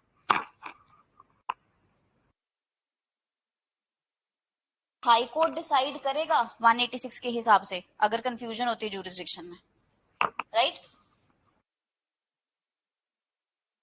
188 आउटसाइड द इंडिया करी है, 188 बताएगा कि कौन इसकी कॉग्निजेंस ले सकता है। और जनरली क्या बोलते हैं, अगर किसी ने बाहर करा है ऑफेंस, इंडिया में जहां पे भी दिखा, हेलो ऑफेंस हुआ, ऑफेंस बंदा कोलकाता का था, मुंबई में मिला, मुंबई में चला दो केस, क्योंकि ऑफेंस तो कहाँ हुआ है, बाहर हुआ है, यहाँ पे लिखा हुआ है wherever found, right. Now most important, pre के बहुत क्वेश्चन इस पार्ट से आते हैं, बहुत क्वेश्चंस आते हैं, आप सोच भी नहीं सकते। बट आपका गुड लक क्या है कि बैरेक्ट आपके साथ जाएगा, अदरवाइज अपने जुडिशरी में तो याद करना पड़ता। ये कुछ ऐसी कंडीशंस हैं जी जो आपको फुलफिल करनी पड़ती हैं अपना केस शुरू करने के लिए। फॉर एग्जाम्पल, आपने जज या पब्लिक सर्वेंट को प्रोसिक्यूट करना, उसके सीनियर जज का सैंक्शन चाहिए या हाई कोर्ट का सैंक्शन चाहिए, ऐसे नहीं कर सकते। बड़ी लैंडमार्क जजमेंट है इसमें हमारे पास, दिल्ली करके कुछ है, दिल्ली जजेस समथिंग, उसमें सुप्रीम कोर्ट ने प्रॉपर गाइडलाइंस दी हैं कि पब्लिक सर्वेंट को अरेस्ट करना है तो क्या फॉलो करना है, कि जी आप बिल्कुल उनको बांध के नहीं लेके जाओगे, और अगर आपको लेके जाना ही पड़ गया तो with strict regard to decency. लोगों को ये नहीं लगना चाहिए कि अच्छा साडा जज ही करप्ट है, दसो, लोगों का जुडिशरी के ऊपर से भरोसा नहीं उठना चाहिए। प्रॉपर गाइडलाइंस दे रखी है उन्होंने, ये नीचे मैंने मेंशन भी किया हुआ है वो आपके ड्राफ्ट में केस। 190 कैसे कैसे कॉग्निजेंस लेंगे, सुओ मोटो लेते हैं, पुलिस रिपोर्ट पे लेते हैं और कंप्लेंट पे लेते हैं, राइट। फिर transfer on application of the accused, अगर जो कॉग्निजेंस है वो सुओ मोटो ली गई है, मेरे सामने ऑफेंस हुआ, मैंने कॉग्निजेंस ले ली, क्या मैं उस इंसान को न्यूट्रल वे से देख पाऊंगी? नहीं, मैं बायस्ड होंगी हमेशा। तो इसमें 191 में क्या कहता है कि अगर 190 सबसेक्शन 1 क्लॉज ए के अंदर कॉग्निजेंस ली गई है तो ट्रांसफर किया जाएगा वो केस दूसरे जज के पास। Making over case of the magistrate, CGM decide करता है किसको कितने केस देना है, ये वाले तुम देखोगे, ये वाले तुम देखोगे, ठीक है। 193 cognizance of offense by court of session except in few cases to which the exception is section 199 prosecution of defamation। court of session कभी भी as a court of first instance cognizance नहीं लेता, मतलब आप जाते ही कोर्ट ऑफ सेशन में नहीं घुस सकते, जैसा मेरा केस पढ़ लो। उन्होंने कहना where is the procedure, have you gone to the magistrate, have you gone to the CGM, CGM की रिपोर्ट है आपके पास, क्या मेरे को कमिटल हो रखा है नहीं हो रखा है, क्या क्या मैटर है। तो मतलब कि even if cognizance court of session के पास है फिर भी मैं मैजिस्ट्रेट के पास जाए बिना कोर्ट ऑफ सेशन में नहीं जा सकती। क्यों? 193 बार करता है कि court of session as a court of first instance कोई कॉग्निजेंस नहीं लेगा। 194 नॉट इम्पोर्टेंट, 195 से लेके 199 वेरी इंपॉर्टेंट। आपने किसी पब्लिक सर्वेंट की प्रोसिक्यूशन लेनी है, उसको प्रोसिक्यूट करना है, किस चीज के लिए कि आपने कंटेम्प्ट, अच्छा, prosecution for contempt of lawful authority of a public servant for offences against the public justice and for offences relating to the documents given in the evidence। false evidence वाला, झूठा एविडेंस दिया आपने, उसकी prosecution करनी है। वहां पे क्या लिखा हुआ है बार बार कि इसकी प्रोसिक्यूशन, एविडेंस में लिखा है ना कि अगर आप झूठा एविडेंस देते हो तो उसका ट्रायल सेम ट्रायल में नहीं चलेगा, वो अलग ट्रायल चलता है, उसकी सैंक्शन लेने के लिए 195 फॉलो करना पड़ता, राइट। 195 A not important. 96 आपने ऑफेंस किया है स्टेट या उसकी क्रिमिनल कॉन्स्पिरेसी, स्टेट के खिलाफ कोई ऑफेंस कर दिया या उसकी क्रिमिनल कॉन्स्पिरेसी कर ली, उसको कैसे प्रोसिक्यूट करोगे? 96 बताता है जजेस या पब्लिक सर्वेंट को अंदर डालना, उसको प्रोसिक्यूट करना है, क्या प्रोसीजर। 198 मैरिजेस, मैंने एक पति पत्नी लड़ते हुए देखे, मैं नहीं जाके डाल सकती। इसमें क्या बोला है, पति पत्नी डाल सकती है, उसके रिलेटिव्स डाल सकते हैं, क्लोज रिलेटिव्स डाल सकते हैं, हर कोई रैंडम बंदा नहीं डाल सकता, राइट। क्या ये कुछ ऐसी कंडीशंस नहीं होगी कि ये कंडीशंस मीट करनी पड़ेंगी पहले केस डालने से, ये वो conditions. Prosecution of a defamation, ये डेफेमेशन नॉर्मल बंदे की नहीं है, ये प्रोसिक्यूशन ऑफ डेफेमेशन, इसका सबसेक्शन 2 हाई डिग्निटरीज की डेफेमेशन की बात करता है। राहुल गांधी की डेफेमेशन कर दी आपने, पीएम मोदी की डेफेमेशन कर दी, कोर्ट ऑफ सेशन पहली बार में ही आपके लिए कॉग्निजेंस ले लेगा। Only exception to section 193 is section 199 subsection 2, right. I know it is थोड़ा सा वो, बस ये इनिशियली वाला है, बाकी फटाफट से वाला है। कंप्लेंट टू मैजिस्ट्रेट, जाओगे कंप्लेंट लोगे, विटनेस साथ लेके जाओगे, 200 में आपकी एग्जामिनेशन कर लेगा, किसके लिए? डिसाइड करने के लिए कि मुझे आगे बढ़ना है इस केस के लिए कि नहीं बढ़ना है। 201 प्रोसीजर बाय, ये होता है मेकिंग ओवर जी, मेरे पास है नहीं जूरिसडिक्शन, उसके पास जाओ जिसके पास है। Postponement of issue of process, मैं अभी भी डिसाइड नहीं कर पा रही हूँ कि मेरे को ये कॉग्निजेंस लेनी है कि नहीं लेनी है, तो मैं क्या करूंगी, पोस्टपोन कर दूंगी और पहले इन्वेस्टिगेशन कराऊंगी। और 202 की इन्वेस्टिगेशन का स्कोप सिर्फ इतना होता है कि मैं पुलिस वाले को बोलूंगी कि यार जाके पता करो, कुछ केस वेस बनता भी है तभी आगे बढ़ूं। पर चैप्टर 12 की इन्वेस्टिगेशन का स्कोप क्या है, मुझे आपने बताना है ऑफेंस हुआ है नहीं हुआ है, with evidences, with witnesses, with everything. Dismissal of complaint, postponement of issue, ये कमेंसमेंट, अब शुरू होगी प्रोसीडिंग, सब कुछ हो गया, इन्वेस्टिगेशन होगी, सारे प्रोसीजर फॉलो कर लिए, अब शुरू हो गया। 205 मैंने आपको क्या कहा था, जनरल रूल, किसी भी प्रोसीजर या किसी भी हेयरिंग में अक्यूज्ड की प्रेजेंस के बिना नहीं हो सकता कुछ काम। पर 205 उसकी एक एक्सेप्शन है। One case, it was a case of POCSO. बच्चा पहली बार अपीयर हुआ गवाही देने के लिए, and when the accused was brought in front of him, and it was important for two things.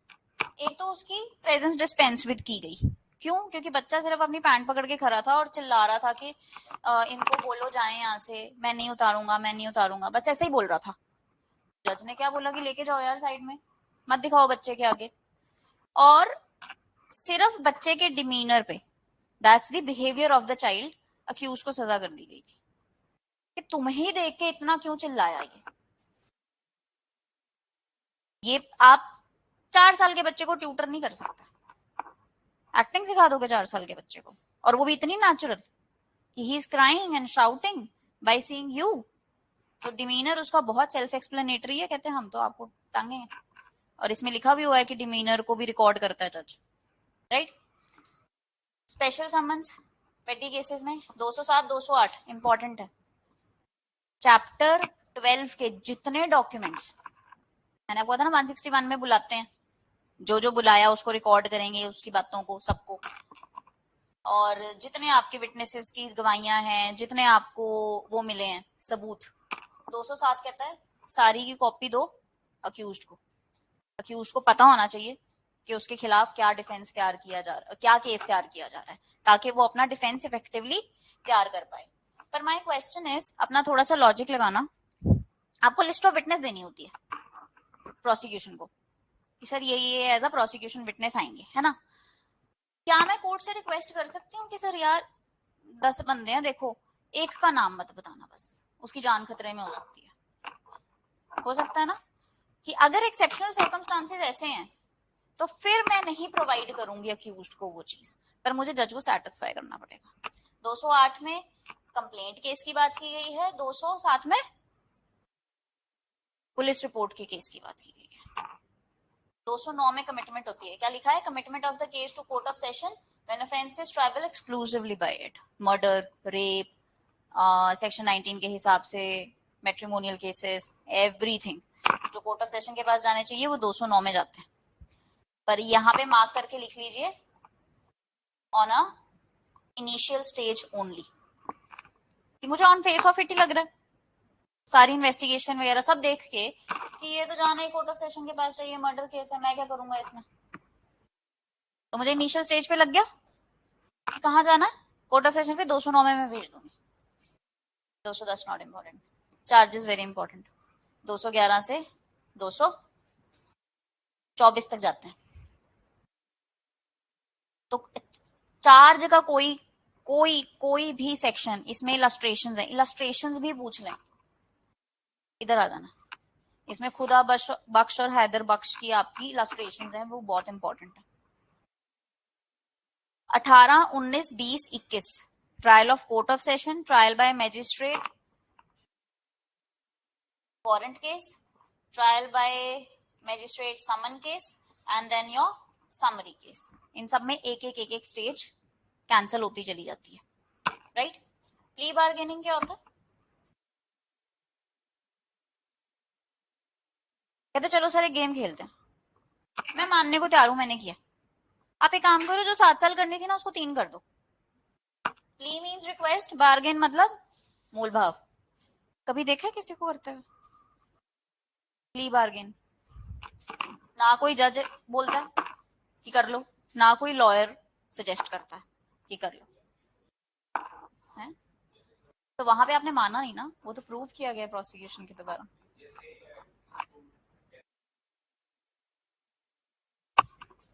I have to accept first, and I'm ready to accept that this is what have I done, but I will accept on the point कि आप मेरी सजा कम करो।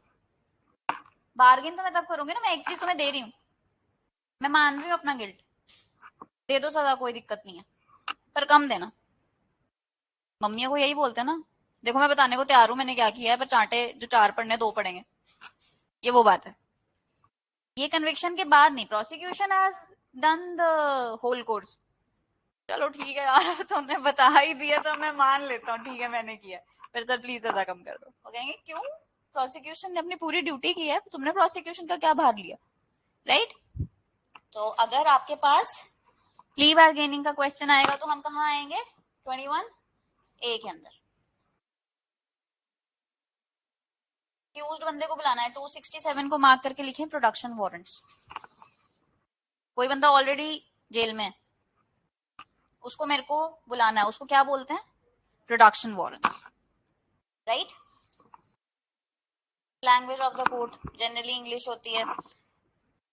बड़े cases आए हैं इसके ऊपर इस साल में कि एक अब आदमी तमिल भाषा समझता था, आपने उसका एविडेंस रिकॉर्ड करा कैसे नॉर्मल भाषा में, उसको समझ भी नहीं आया, और उसके ऊपर आपने उसको सजा भी कर दी। सुप्रीम कोर्ट ने सारी कन्विक्शन उसकी रिटर्न कर दी, रिवर्स कर दी थी, राइट? इसमें क्या क्या इंपॉर्टेंट है आपके लिए, सी 280 says what, remarks respecting demeanour of the witness. इतना भी रिकॉर्ड करते हैं जजेस कि आपके हाव भाव कैसे थे उस टाइम पे बोलते हुए। एक इंसान कुछ बोल रहा है बट बहुत एंग्शियस है, 2 पॉसिबिलिटीज हो सकते हैं, या झूठ बोल रहा है या डरा हुआ है, ठीक है? अब देखो, mode of taking cognizance, mode of taking and recording the evidence, person is in front of me, ये तरीका है। बंदा मेरे सामने नहीं है, कहीं और है, और मैं उसको कोर्ट में भी नहीं बुला सकती, तो मुझे क्या इशू करनी पड़ेगी, commissions. Commission is a body of people. मैं एक जज हूं, अब मैंने आपको कहा कि ऑफेंस मेरे सामने हुआ है, तो 192 कहता है किसी और के पास चलेगा, तो क्या वो 192 में जो सेंड किया है जज को दूसरे को, वो मुझे बुला सकता है एज एन आई विटनेस? नहीं। आप मुझे 2 घंटे 3 घंटे के लिए बोल रहे हो कि अपना काम छोड़ के इधर आओ ना, आप कमीशन इशू करोगे, मेरे पास नंबर ऑफ क्वेश्चंस भेजोगे, मैं उनके जवाब लिख दूंगी, और अगर कोई ऑब्जेक्शन है तो आप वो रिकॉर्ड कर लोगे और लेके जज के पास चले जाओगे। Got my point? मुझे नहीं बुला सकते। तो अगर तो बंदा सामने खड़ा है, ऊपर नहीं है तो commissions. Then general provision as to inquiry and trial, सबसे इंपॉर्टेंट, एक भी सेक्शन छोड़ने वाला नहीं है, ये अंदर से पढ़ने वाले। 300 डबल जेपीडी क्वेश्चन पूछ लेते हैं। The doctrine of double jeopardy has been enshrined under which of the following sections of CrPC? That is your section 300। Appearance of PP, permission to conduct prosecution 303। 304 important है, कौन से section से free legal aid मिलती है accused को जी? 304 बोलता है। 306 307 tender of pardon to accomplice, who has the authority to do so and under what cases only, right? इसमें मेरे ख्याल से सीजेएम और सेशन जज हैं, जेएमआईसी नहीं पार्डन टेंडर कर सकता। और ये भी टेंडर मींस टू ऑफर, कि हम तेरी सजा एक काम करेंगे ना, माफ कर देंगे, तू हमें सच सच बता दे क्या है, क्या बात हुई है, ठीक है? 307 power to direct the tender of pardon, right?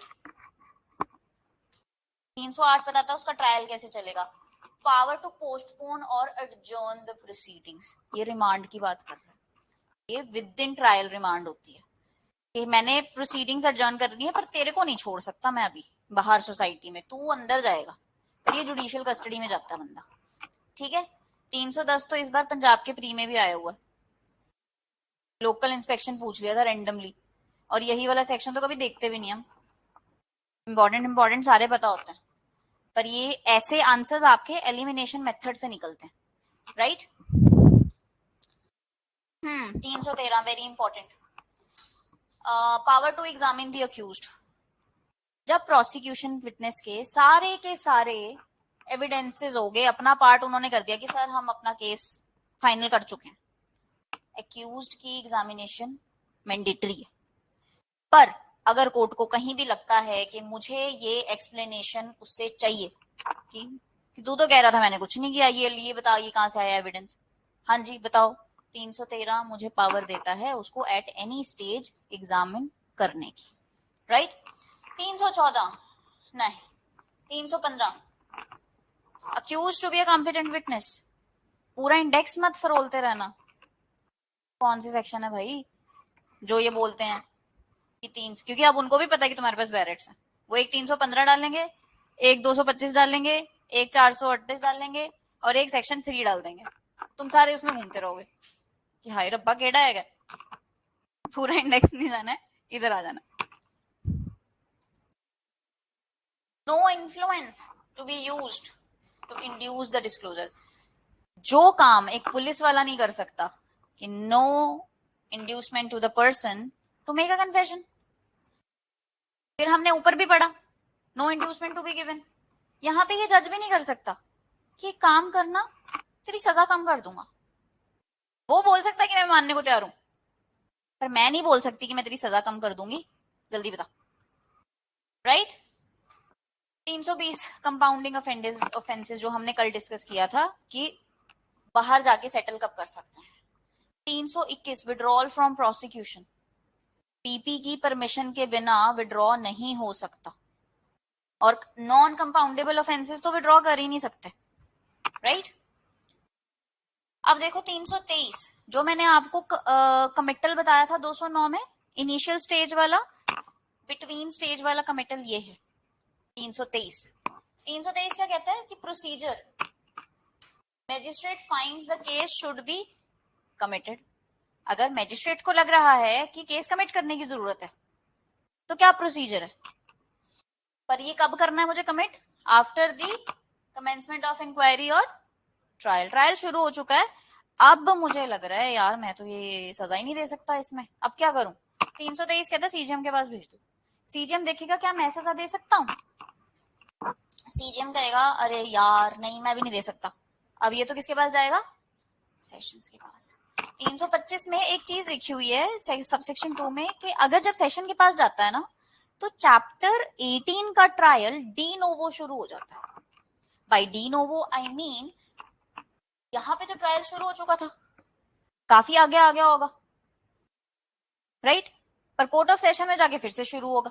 225 कहता है जी पीपी ओपनिंग करेगा, फिर अपना केस एक्सप्लेन करेगा, प्रैक्टिकली होता क्या है, ये एक रिपोर्ट भेजते हैं कोर्ट ऑफ सेशन को कि सर ऐसा ऐसा केस है और ये हम इसमें सजा नहीं दे सकते, फिर वो 407 के अंदर केस विड्रॉ कर लेते हैं, सॉरी 409 के अंदर केस ही विड्रॉ कर लेते हैं कि आप ही केस हमें दे दो। जब विड्रॉ किया जाता है तो आपको ट्रायल डिनोवो नहीं करना पड़ता, आप ट्रायल वहीं से शुरू कर सकते हो जहां से जेएमआईसी ने छोड़ा था, right, a little smarter way to work. Then 327 भी पूछ लेते हैं जी, कोर्ट टू बी ओपन, 300 से 327 सारे के सारे इंपॉर्टेंट है, very very not so important. Unsound का कोई क्वेश्चन आए कि ट्रायल कैसे चलना है अनसाउंड का, ये चैप्टर डील करता है, इसमें वो पूरी बैठक बैठती है मेडिकल ऑफिसर्स की सबकी कि इसको अनसाउंड ये है भी है कि नहीं है। Again tomorrow if you become a judge and somebody is creating nuisance in your court, ये वाला चैप्टर इन प्रोसेस आता है, मैं बोलूं डालो इसको, उठाओ बख्शी खाने में डालो, मैजिस्ट्रेट कहेगा hello who allows you to do so, तो आप हनुमान जी की तरह सोते मत रहना ना अपनी पावर्स के ऊपर, वो अलाउ करता है। 195 contempt of the lawful authority, आप मेरी डिस्ट्रिक्ट कोर्ट के डिस्ट्रिक्ट जज के कोर्ट के बाहर लिखा होता है keep your phones on silent, करके देखो ऑन साइलेंट, आप जाएंगे 24 घंटे में बख्शी खाने till the rising of the court, right. आप खुश नहीं हो उससे, अपील डाल दो। Procedure of the magistrate to take cognizance. तो ये क्या है, अगर आप इसको ध्यान से पढ़ो, ऑफेंस ऐसे जो एडमिनिस्ट्रेशन ऑफ जस्टिस को अफेक्ट कर रहे हैं। मैं जज हूं, मुझे किसी की जिंदगी के साथ खेलना है, मुझे डिसाइड करना है उसकी जान बचेगी कि नहीं बचेगी, और आप, मैं यहाँ एविडेंसेस लिखा रहा हूँ, वहां पीछे रीलें देख रहे हो, मेरा तो ध्यान ही नहीं लग रहा, एक गलत एविडेंस और ये बंदा आउट। तो आप मुझे जस्टिस एडमिनिस्टर नहीं करने दे रहे हो, तो मेरे पास क्या पावर्स हैं? चैप्टर 26 का था, बहुत पावर्स हैं, इमेंस पावर्स हैं। और वो शाम को उसको बुला के पूछता भी जज कि अब बता ये तेरा केस में क्यों ना चला, राइट? अब आगे जजमेंट। 17 में चार्ज, 27 में जजमेंट। 10 चैप्टर का सफर है हमारा सारा। चार्ज बनने के बाद हमने जजमेंट तक पहुंचना, ठीक है? कंटेंट्स क्या होंगे? 353 से शुरू हो जाता है, कब देनी है जी? 357A वेरी इंपॉर्टेंट, बार बार पूछा गया, ठीक है? ABCD एक बार नजर मार लेना।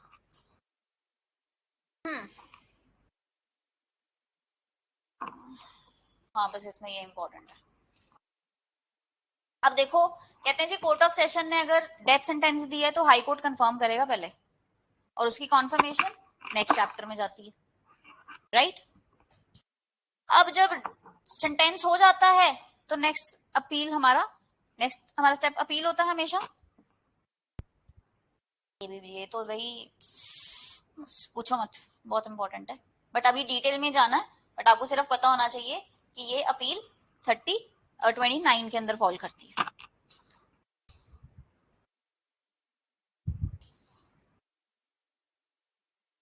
और दूसरे हमारे पास रिजॉर्ट्स क्या होते हैं? Reference and revision. ये मैंने आपको बता दिया था। अब देखो, ये चलता है ना सारा का सारा हायरार्की में, supreme court, high court, sessions court, withdrawal of the case by the session जज। यही बताया था मैंने आपको। कमिटल के बजाय 409 में वो विड्रॉ ही कर लेते हैं कि अब मैं वहां से शुरू कर सकता हूँ जहां से जेएमआईसी ने छोड़ा है। अब मुझे ट्रायल डिनोवो करने की जरूरत नहीं है because of section 325। So I will take into operation the 409, ठीक है? एग्जीक्यूशन, एग्जीक्यूशन डेथ सेंटेंस की कराना सबसे बड़ी महाभारत है। इतने राइट्स हैं, इतने राइट्स हैं एक्यूज्ड के पास, आप सोच भी नहीं सकते। और अगर in case of multiple accused है फिर तो और भी भूल जाओ, राइट? कभी कोई प्ली जी, रिमिट कर दो जी, कम्यूट कर दो जी, छोड़ दो जी, पार्डन कर दो जी, पता नहीं, और अलग अलग टाइम पे डालते हैं, सालों लग जाते हैं एग्जीक्यूशन। सस्पेंशन ऑफ सेंटेंस जो हाई कोर्ट प्रैक्टिस कर चुके हैं एक आधी बार तो उनको पता होगा एसओएस की क्या होती है ना? रिमिशन, कॉम्यूटेशन, ये सारा कहाँ होता है? ये देखो एक सीरीज में चल रहे हैं, पहले जजमेंट, फिर कॉन्फर्मेशन, फिर अपील, फिर रेफरेंस, फिर एग्जीक्यूशन, राइट? 416 जवान मूवी से याद रखना। जवान देखिए, मास मूवी उसमें दीपिका को सजा हो जाती है फांसी की, फॉल्स केस में, पर जब उसको फांसी देने लगते हैं वो प्रेग्नेंट होती है। 416 कहता है कि जब तक माँ प्रेग्नेंट है और बच्चा 5 साल का नहीं हो जाता उसके पैदा होने के बाद, आप उसको कैपिटल पनिशमेंट नहीं दे सकते, एग्जीक्यूट ही नहीं कर सकते, राइट? आप विश्वास नहीं करोगे ना, जब वैसे गिरी मैं ओए प्रेग्नेंट है तो रिया कहती जल्दी बताओ कौन सा सेक्शन, मैं 416 लगेगा। इसकी वजह से प्रेग्नेंट वुमेन को आप कैपिटल सेंटेंस एग्जीक्यूट नहीं कर सकते if she has a baby in her womb, right? है, आउच, सॉरी। अरे नहीं नहीं, फिर भी देखने वाली है यार, इतनी अच्छी मूवी है ना, मतलब हम गए थे रात के 11:40 का show, and I had to come to work next day 8:30 in the morning. और मेरी आगे थी बता देती, मैंने कहा नहीं ये मैं मिस नहीं कर सकती थी बिल्कुल भी, और वो लग ही नहीं रहा था कि रात का शो है। वी केम बैक बाय 3:30 और सो। 421 लिवाई ऑफ फाइन, इसमें भी अथॉरिटीज क्या है? अब देखो ना, ट्रायल हो गया, जजमेंट हो गई, Judiciary is at rest. Now authorities will be again executive. Trial शुरू होने से ऑफेंस शुरू होने से पहले, कंक्लूजन के बाद मेजर अथॉरिटीज क्या होंगी? Executive in nature. ये डीसी वगैरह वो सब करते हैं और कहते हैं वैसे ही जैसे बाकी कोई भी लिवाई किया जाता है. Not so important. ये सस्पेंशन वगैरह की बात करते हैं. बल्ले बल्ले. Provision as to bail and bonds 436 में बेलेबल है, 437 में नॉन बेलेबल है.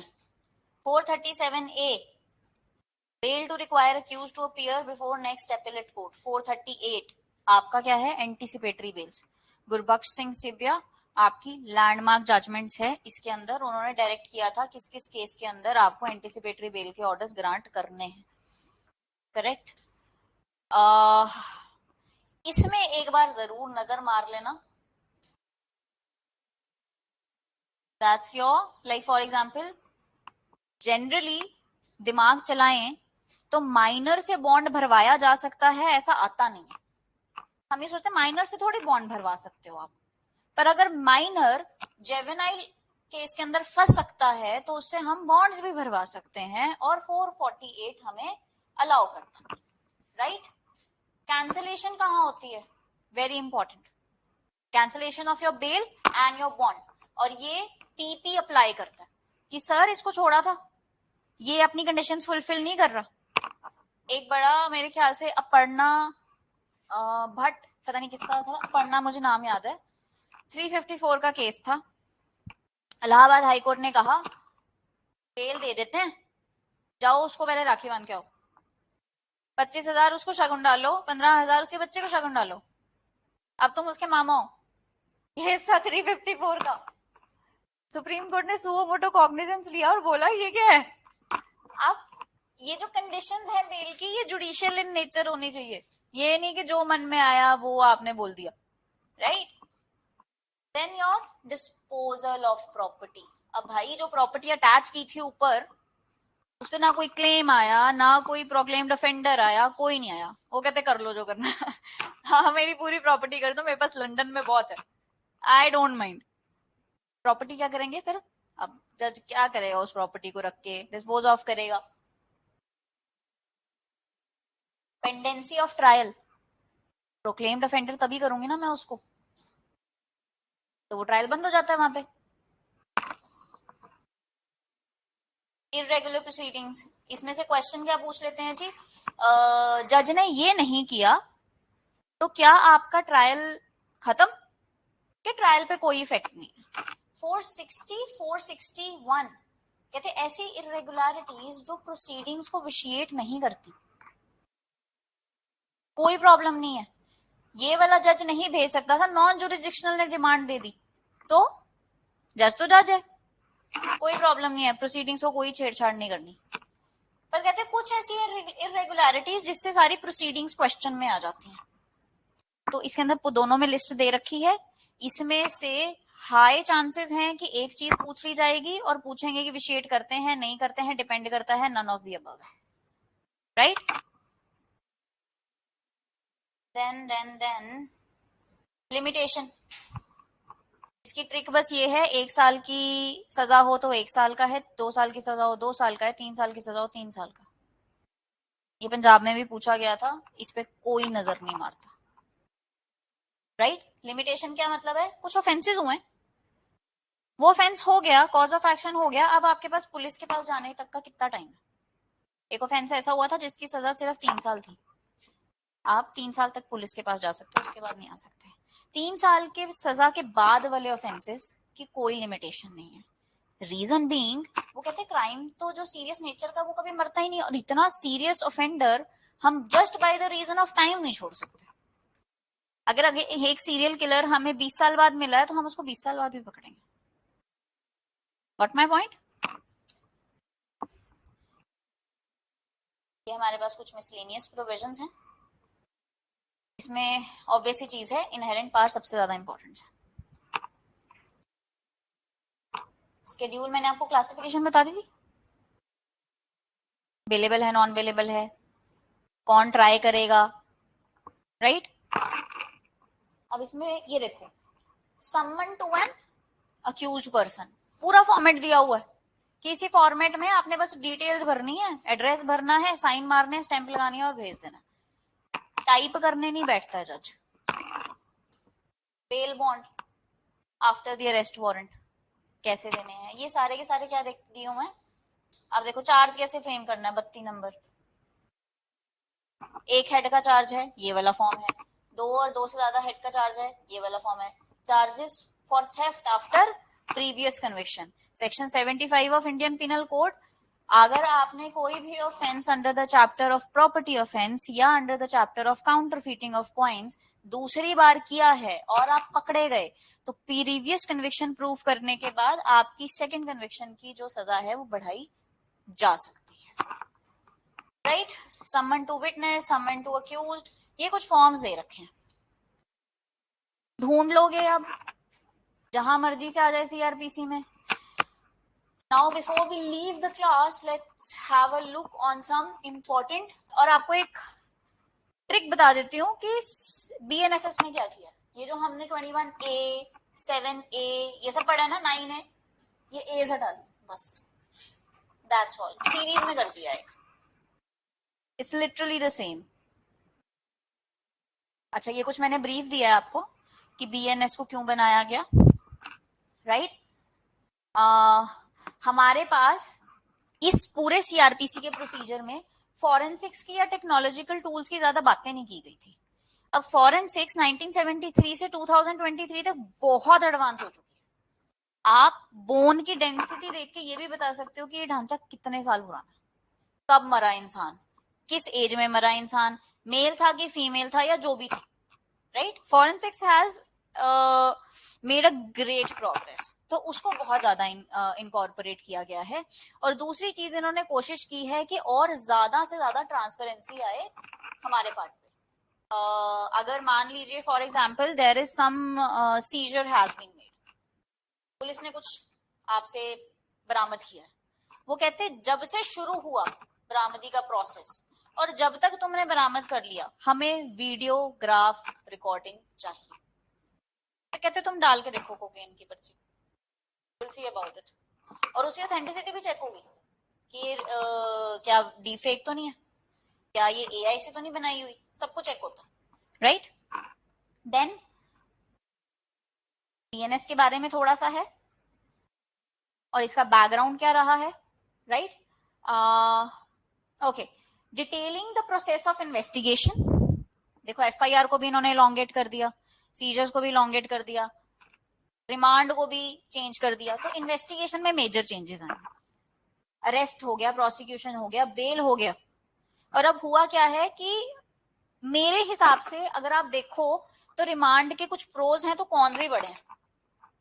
जो पहले सिर्फ 15 दिन तक अलाउड था पुलिस को, अब वो 60 से 40 दिन तक अलाउड है कि तुम 15 दिन कभी भी लेके जा सकते हो। बंदा उतने दिन तक तो टेंशन में बैठा रहे जिसने कुछ नहीं किया, राइट। अब नीड टू चेंज की क्यों आई जी, सोसाइटी बहुत चेंज हो चुकी थी, पुलिस के तरीके मॉडिफाई हो गए थे परेशान करने के, कहते अब सब कुछ चेंज करना पड़ेगा, है ना। एफिशिएंसी एंड स्पीड, जो ट्रायल 10-10 साल लटके रहते थे, कहते हमने एंडेवर्स क्या किए हैं या हमने हमारे क्या एफर्ट्स रहे हैं इसकी तरफ कि हम इसको जल्दी से जल्दी खत्म कर पाए। Enhanced of the forensic integration, as I said कि सीआरपीसी में हमारे पास इतनी ज्यादा रिकग्निशन ऑफ द फोरेंसिक्स नहीं थी, और बीएनएसएस में बहुत ज्यादा इंटीग्रेशन डीपली की गई है।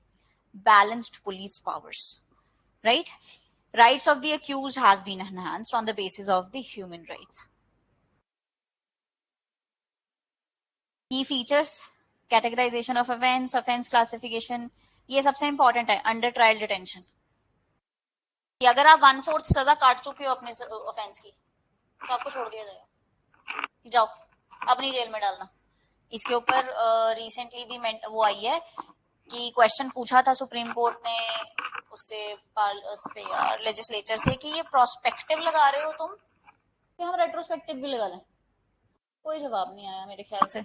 तो उन्होंने कहा procedural law as a general rule हमेशा प्रोस्पेक्टिव इन नेचर लगता है, बट अगर प्रोसीजरल लॉ के प्रोस्पेक्टिव नेचर के वजह से पिछले वाले अक्यूज्ड को फायदा हो रहा है जो इसके आने से पहले अंदर है, तो उस एक्सेप्शन के अंदर उस प्रोसीजरल लॉ को रेट्रोस्पेक्टिव इन नेचर कर दिया जाता है। कहते देखो अब ये लॉ बन गया है, अब जो बीएनएसएस से बाद वाले हैं उनको भी, और जो इससे पहले वाले अंडर ट्रायल वाले प्रिजनर्स हैं उनको भी छोड़ दो जो 1/4 कर चुके हैं। Got the point? Medical examinations, forensic investigation, signature and voice samples. AI is growing day by day and it's being used in all bad manners. है ना? Tendency of humans to do bad first. Timelines change किए हैं. As I said, 7 दिन में report submit करनी है rape case की, 14 दिन आपके पास प्रीलिमिनरी इंक्वायरी के हैं, ये सारे और डिफरेंट हमारे पास टाइमलाइन, मतलब हमारे अब जो कमिंग जुडिशियल एग्जामिनेशन है उसमें प्री का काम बढ़ गया, बहुत बहुत डेज, बहुत सारी टाइमलाइंस याद करनी पड़नी है। जुडिशियल हायरार्की मेट्रोपॉलिटन मजिस्ट्रेट्स ही खत्म कर दी है, now everyone is a judicial magistrate, correct. ये कुछ इश्यूज हैं कि इसको इम्प्लीमेंट करने में प्रॉब्लम्स क्या आने वाली हैं हमारे पास। So just have a look, right, ये आप एक बार पढ़ लेना, मैं एक ग्रुप में सेंड कर दूंगी। कमिंग टू दी, ये रेंज आ गई, इसमें आपको देखना कोई भी ए पार्ट्स नहीं मिलेंगे, 7 तक तो सेम है ना, ये 7A था, 8 बना दिया, अब इसके बाद +1 +1 +1 हो गए सारे, फिर 21A वहां तक, फिर उसको अगला 23 बना दिया, फिर आगे +2 +2 +2 हो गए सारे, कोई चेंज नहीं है, सिर्फ इंटरनल चेंजेस आए हैं। चार्ज 17 था 18 हो गया, एक एक आगे हुआ है ना,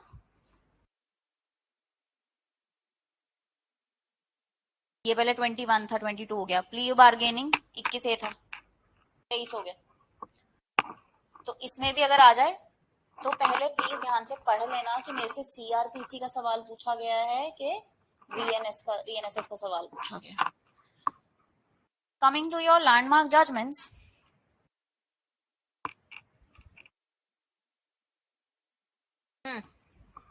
कोकाराव वर्सेस रंगाराजू, क्या बोला इन्होंने, judgments pronounced by the session judge cannot be challenged on the ground that his appointment was subsequently held invalid. जब वो उस पोस्ट पे बैठा था उसने जो भी जजमेंट दी है वैलिड है, आप उसको कोई चैलेंज नहीं कर सकते। यू माइट थिंक इररेलेवेंट है, last to last year the question was in relation to के सुप्रीम कोर्ट ने क्या बोला है, irrespective of the fact of the majority, बड़े बेंच के जज की सुनी जाएगी in place of the smaller bench, चाहे स्मॉलर बेंच में मेजोरिटी ज्यादा थी और बड़े में कम है, we don't mind, the bench has to be larger. बहुत इररिलेवेंट जजमेंट लगी पर ये क्वेश्चन में पूछी गई है, और ये बोला था ये विच ऑफ दी, कि इस केस में क्या हेल्ड किया गया, बस इतना, तो हमें सिर्फ पता होना चाहिए कि रिलेट किससे करता, ठीक। प्रेमनाथ अ सिविल जज, मतलब सीपीसी वाला जज, उसके अंदर हम एडिशनल सेशन, सॉरी सिविल जज इज दी, हाँ वही वाला, एडिशनल सेशन जज की पावर्स नहीं दे सकते unless he is appointed as an additional session जज under section 9. Supreme Court held that mandatory legal requirement to specify whether sentence awarded to an accused not important, हाँ यही वाला कह रही थी मैं आपको, स्पेसिफाई करना पड़ेगा, कंकरेंट चलानी है तो भी, कंसेक्यूटिव चलानी है तो भी, हम जनरल रूल कुछ नहीं मान के चलेंगे, 2019 की जजमेंट है। डीके वाली नहीं, DK Basu is different, Dinesh Kumar state of Haryana, ये आपके अरेस्ट के रिलेशन में है, कस्टडी और अरेस्ट दो अलग चीजें, अरेस्ट के बाद कस्टडी हो जाती है पर कस्टडी का मतलब अरेस्ट नहीं होता, बात समझे। Joginder Kumar very landmark judgment, registration of FIR and arrest of accused are two different things. FIR launch हो गई है इसका मतलब ये नहीं कि accused को डालना जेल के अंदर, जरूरी है तो डालना है, क्योंकि जब आप किसी को जेल में डाल रहे हो आप उसका right to freedom to move freely anywhere curtail कर रहे हो, और आपको वो जस्टिफाई करना पड़ता है कि मुझे क्यों कर्टेल करना है, Sheila Basra versus State of Maharashtra, Supreme Court held that accused must be informed by magistrate कि तेरे पास राइट है हर 24 घंटे में अपने आप को मेडिकली एग्जामिन करवाने का. अगर मार पिटाई करें तो apply for the medical examination, वो मेरे पास आएंगी रिपोर्ट्स, राइट. मैजिस्ट्रेट की ड्यूटी है. Arnesh Kumar, again a landmark. Police officer were directed not to automatically arrest. Technically इसमें इन जनाब के ऊपर 498A का केस था और पूरे खानदान के समेत इनको उठा के ले गए थे. और इसने क्या बोला कि अब तो जी एक सोशल स्टिग्मा लग गया मेरे पे और मेरी फैमिली के ऊपर, तो ये अरेस्ट, ये जो आप FIR करते हो, ये अरेस्ट करते हो, ये तो खराब चीज है. आपको कैसे पता मैंने किया नहीं किया? तो कहते देखो as a general rule FIR भी करनी पड़ेगी, बट अगर कुछ केसेस ऐसे हैं, मैं कोई दूसरा वाला केस तो नहीं बोल रही हूँ,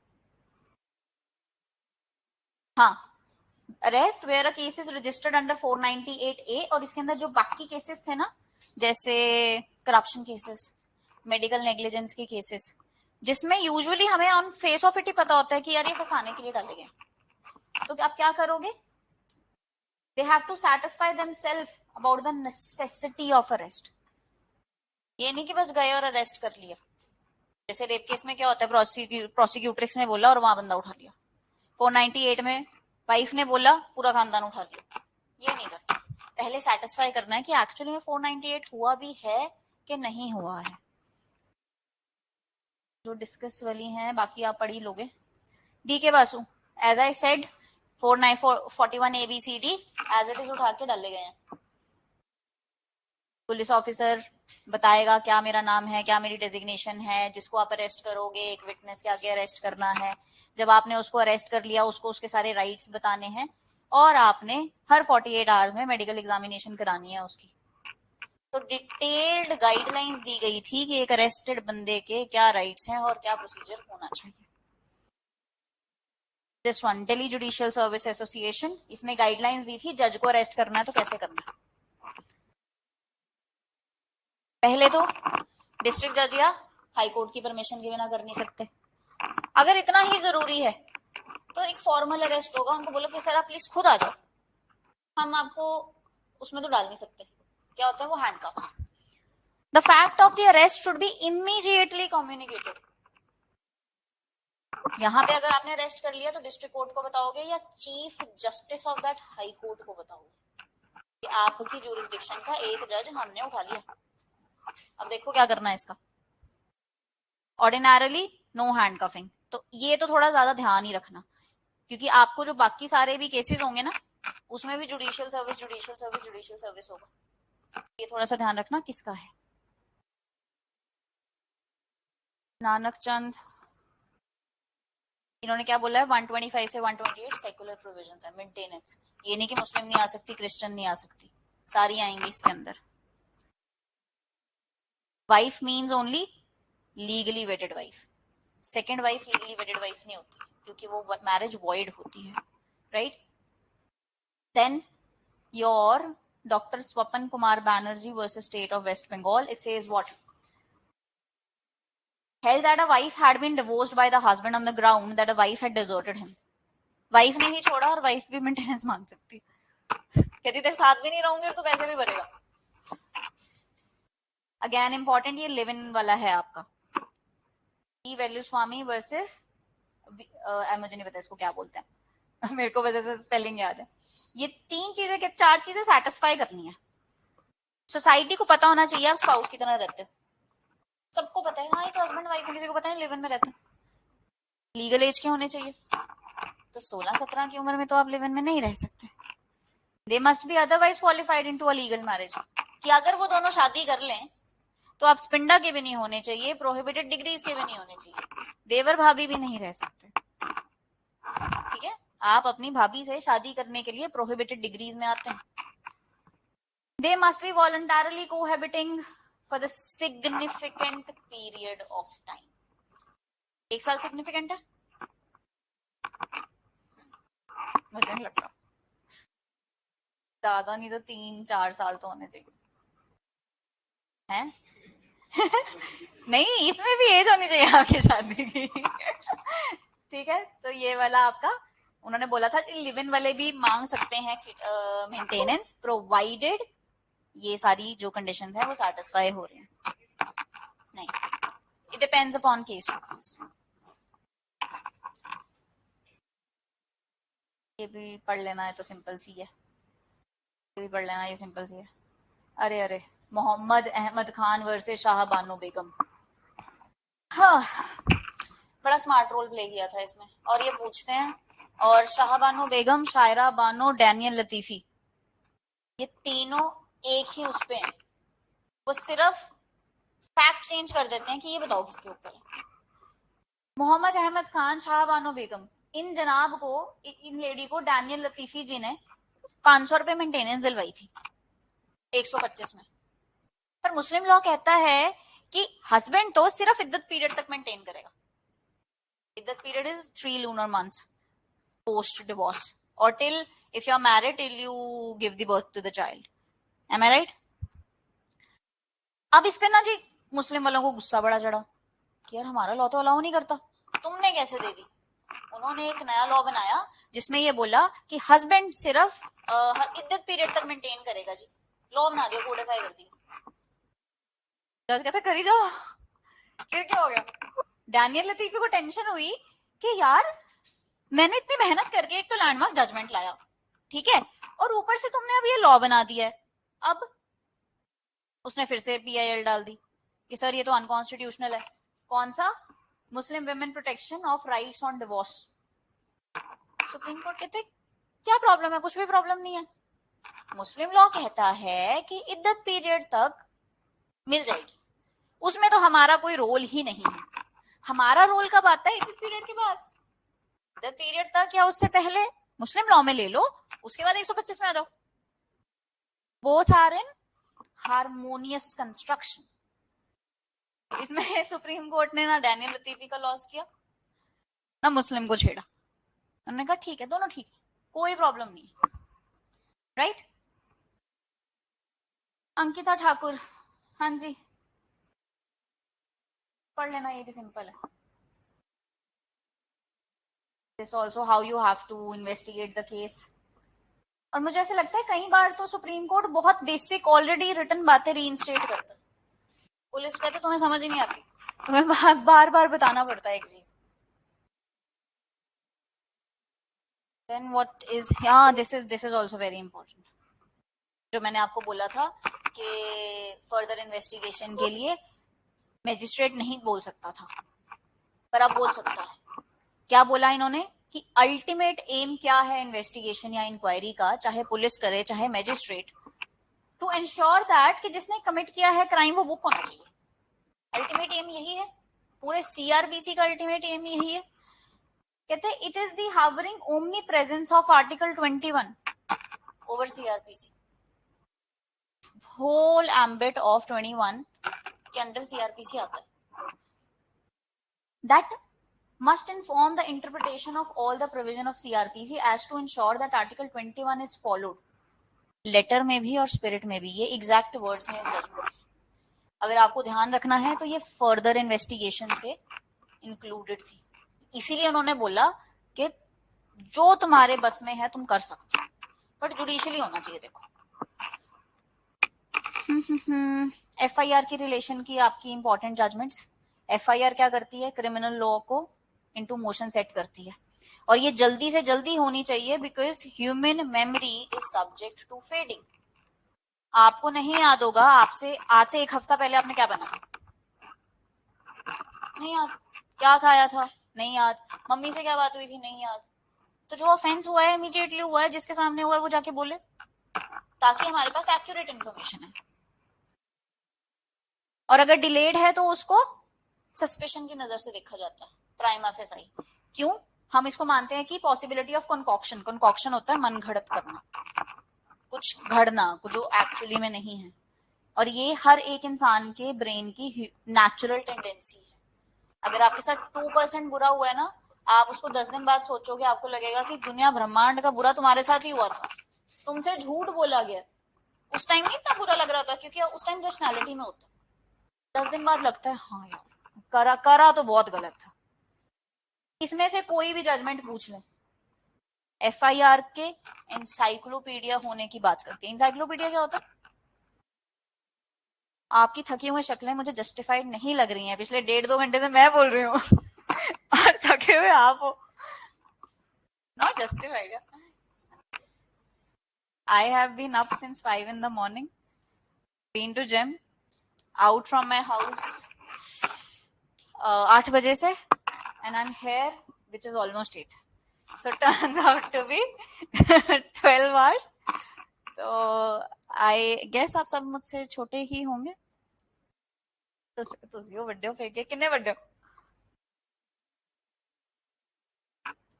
बताओ? I'm 96 born. I'm just 28. यही तो उम्र है, और कब करना? 12-12 घंटे की सिटिंग होनी चाहिए आपकी। हाँ, ओह गॉड, डोंट आस्क सैटरडे। मैं ऐसे घड़ी देख रही थी यार, ये अभी अच्छा सिर्फ 11 बजे। चलो होता है। सोमा भाई versus state of Gujarat, telephonic message, किसी ने फोन करके बता दिया एफआईआर है, पर क्या क्रिप्टिक मैसेज एफआईआर है? क्रिप्टिक होता है अनक्लियर, हाय सर मैनू बचा लो, बस फोन आया कट गया। अब मुझे क्या पता किससे बचा लो, गुंडों से बचा लो कि कुत्तों से बचा लो? तुम्हारे पीछे कुत्ते भी बड़े हो सकते हैं, तुम्हारे पीछे गुंडे भी बड़े हो सकते हैं, राइट? यहाँ क्या बोल रहे हैं? इन्फॉर्मेशन क्वालिफाइड, ये पढ़ लेना एक बार। Bhajan Lal, rarest of rare doctrine, कहते death sentence rarest of rare case के अंदर ही आप दोगे, and the word information in section 154 is not qualified by the term reasonable. By omitting the word reasonable and credible, the intent of legislature is clear that no discretion to be given. Police वाले के पास कोई discretion नहीं है कि FIR launch करनी है कि नहीं है। तेरे पास एक रीजनेबल क्रेडिबल इंफॉर्मेशन है, लॉन्च करो। You don't have the option.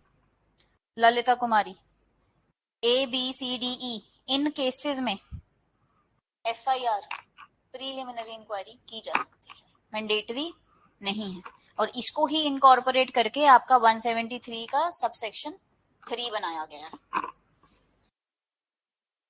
And your last, preliminary inquiry FIR से पहले may be held in case in relation to matrimonial and family disputes.